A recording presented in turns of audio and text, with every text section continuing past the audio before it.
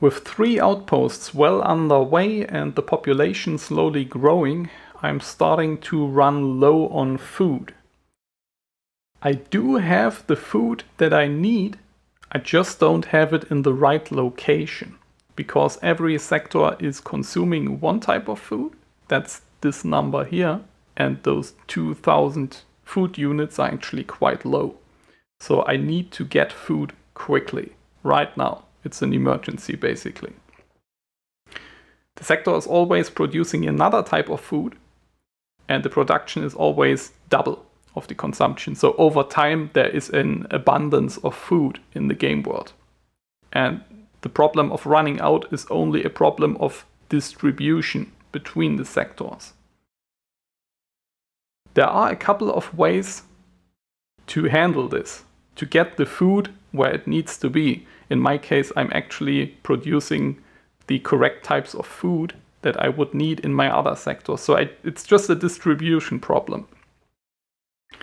But what I really want to get across here, the message, is that you need to get out of this idea, in my opinion, it's basically a limitation that I see that a lot of players are putting on themselves, and it's a completely stupid limitation in my opinion. So the idea, for example, these 2 sectors are mirroring their food requirements. So you would think, okay, I can exchange food from this sector to this sector. Both need what the other produces. That's okay, that's fine.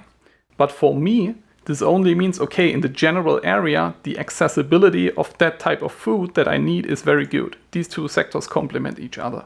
But what you don't need is having your own freighters shipping those food items between each other. I see this all the time. People are setting up agent jobs for food and stuff like that. It's completely unnecessary. And I will show you the absolute best solution for your food exchange. So what we're gonna do is we're gonna open all our outposts to NPC traders. Food items are actually always traded at the same average price.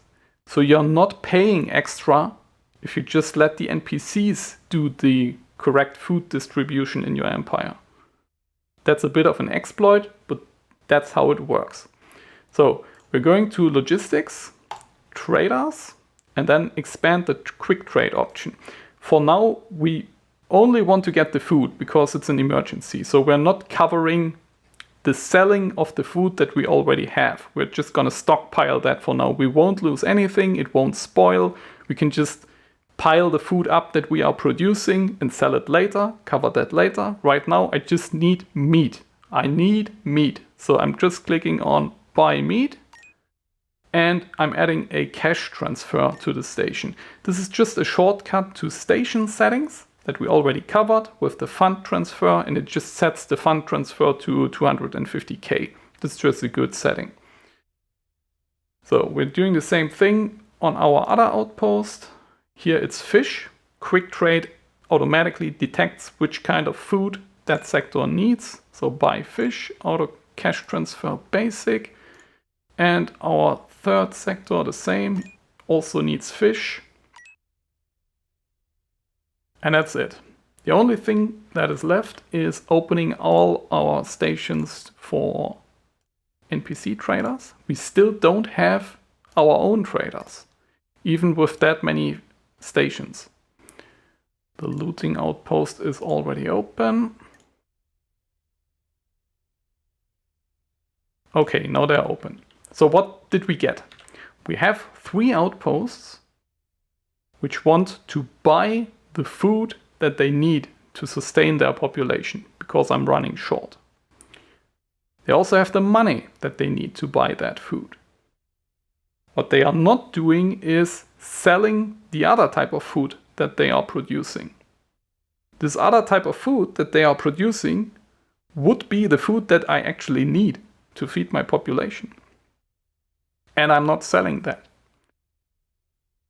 This sounds a bit convoluted, but we will cover the selling later. And once we have covered that with the selling, then the exchange will actually happen between our outposts. But it's not going to be our traders, not necessarily our traders, who are doing the hauling. It's going to be the NPCs. We are paying the NPCs to do the hauling for us. But actually we are not, because the price for food is always average. So when an NPC buys the food from us, we get paid. Then he brings it to our other outpost. Then we pay him, but we pay him the same amount. So he basically worked for us for free. That's the food distribution trick that I would recommend to all of you.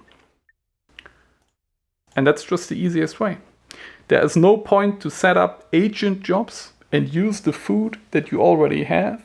This entire idea that you want to use your own resources is completely stupid, at least for the food. It makes sense for the resources that everyone wants, the ship crafting components, but not for the food. The food is just abundant. Every second sector around you is going to produce the food that you need. So just buy it from anywhere and sell the food that you don't need from your other outposts. And if they happen to have matching food requirements and production, then all the better. But that just means that in your area, the food that you need is available. So it can also be an NPC sector. It would basically be the same effect. If that would be an Argan sector, I would just buy my meat from the Argans and sell my fish to them. Would be the same thing as if this was my own sector, basically. The difference only comes when you are a bit stronger and you start going to war with factions, because then you can no longer buy stuff from them. So then it's important that it is me who is producing that food. But right now, I have no prospect of attacking anyone. So I'm just buying the food from anywhere. It's just the easiest way. And later, when you start to declare wars and stuff, then you're just reducing your trading options. And the traders, the neutral traders and your own traders will start to ferry the goods, the food items between your sectors and not with the NPCs.